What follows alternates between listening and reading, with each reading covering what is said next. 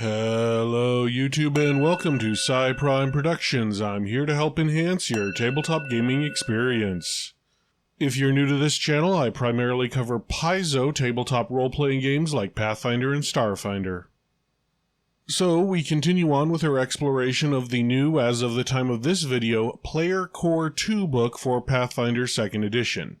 Okay, so a while ago, before Player Core 2 had come out, I put out a video of my top 5 favorite archetypes.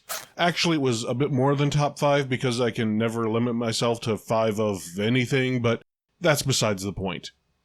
Now that Player Core 2 has come out, we have remastered versions of several of those archetypes, and some of them have changed so significantly that my original thoughts are different. So I want to go over those significant changes.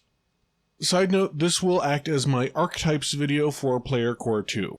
I'm not going to go over every archetype because there are just so many. Plus, it would probably be pretty boring to hear me just list out all the differences. So, I'm going to update my old list, but stay tuned to the end because I will throw in my thoughts on an extra archetype at the end.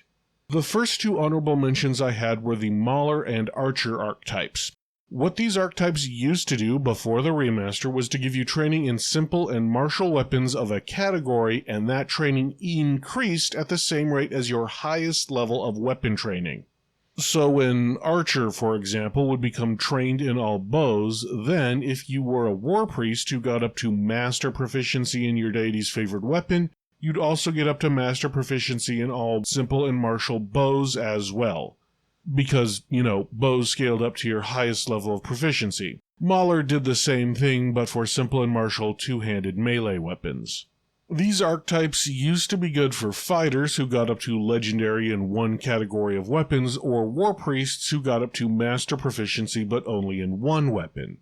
The new version takes away that exploit for war priests, which is sad, and makes it less good for fighters, but it makes it really good for a bunch of other classes. You see, now these archetypes give you familiarity with all weapons of a certain kind, whether two-handed melee weapons for maulers or bows and crossbows for archers.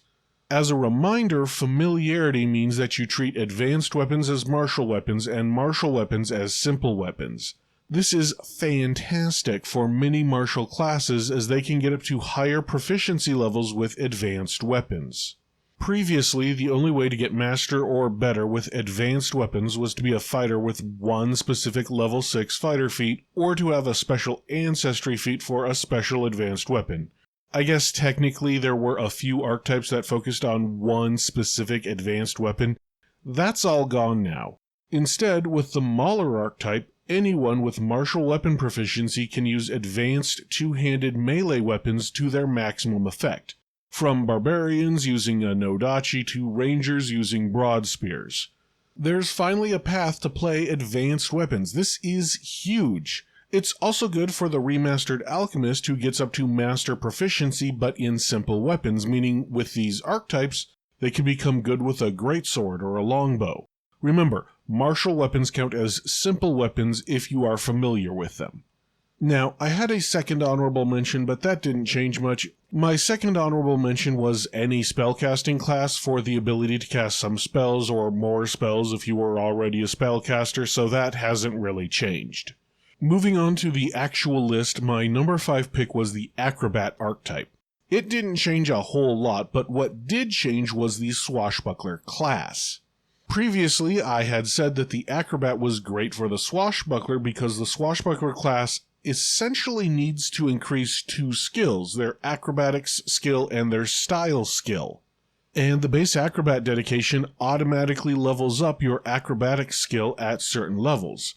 The new Swashbuckler gets some free skill increases, which means that this is a less tempting option. Don't get me wrong, free skill increases are great, and with this archetype, a Swashbuckler can automatically increase acrobatics, use their free skill increase on their subclass skill, and then use their actual skill increase on the skill that they want to increase. It's still good, it's just not as tempting. Now my number 4 choice was the Rogue archetype, and that was published in Player Core 1, so it obviously didn't change in Player Core 2. It's still solid in my opinion, we don't really need to talk about it. What did change was the champion archetype. Actually, I'm going to tackle the next two at the same time, champion and sentinel. As a reminder, the champion archetype used to grant training in religion and training in all armors. There was a second feat you could take at level 14 that got you to expert in all armors. Now, instead, the champion archetype grants you training in religion and makes you trained in light and medium armor. But if you're already trained in light and medium armor, it makes you trained in heavy armor. However, you automatically level up to your highest level of armor proficiency, not unarmored proficiency, just armored proficiency, and you always get up to expert in armor at level 13. This is now exactly the same as the sentinel archetype, except that the champion dedication gets you the religion skill, requires you to follow a deity, and has some attribute requirements. I'm not sure how I feel about this. Basically, it's just turning it into sentinel dedication with the bonus of the religion skill, but it has prerequisites. I liked the old difference between the champion and the sentinel archetypes.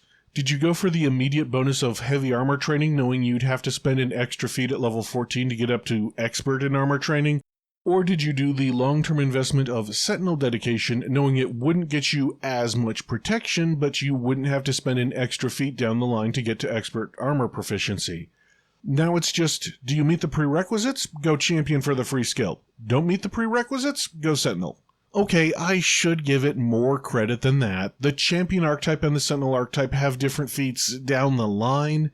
With the champion you can gain lay on hands for healing, and the sentinel's steel skin feat lets you sleep in armor without penalty in case you're worried about being ambushed. After playing in a game with multiple late night ambushes, let me tell you, sleeping in armor sounds real nice.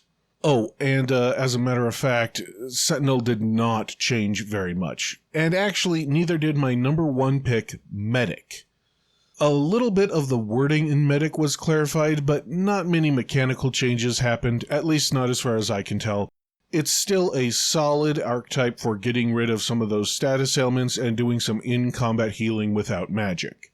Alright, so in my last top 5 ancestries video, there was one archetype that was repeatedly mentioned as people's favorite in the comments, and that was Beastmaster. So I'm going to talk about it here. I have to admit, I've never seen my local group use Beastmaster. If someone in my local gaming group wants to play a class with an animal companion, they play a ranger or a druid or a champion or a summoner or inventor, any of those classes, and then choose the appropriate class choices to get an ally. That being said, I can see why Beastmaster might attract some people. It lets you, for one action, command an animal companion, which gives it 2 actions. The animal companion can have pretty decent combat abilities, which means, say, a wizard can cast a spell for 2 actions, and then, as their 3rd action, command their animal companion to run in and attack. Also, depending on how your GM rules things, a Beastmaster rogue can have their animal companion flank an enemy to make it easier to sneak attack. So, yes, Beastmaster is a fine archetype, it just doesn't see a lot of use in my gaming group, which is why I didn't talk about it.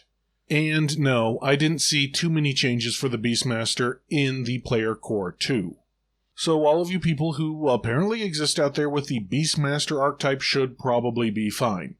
I've never felt a need to dive into the Beastmaster, but who knows, maybe I will now, knowing how useful and popular it is. But let me know if you spotted any changes I didn't. In fact, let me know in the comments as a whole about your thoughts on the changes to the player core 2 archetypes. And while you're leaving a comment, make sure to like and subscribe. That tells not only me, but also YouTube that you like this kind of content and would like to see more. And until next time, thank you, good luck, and happy gaming!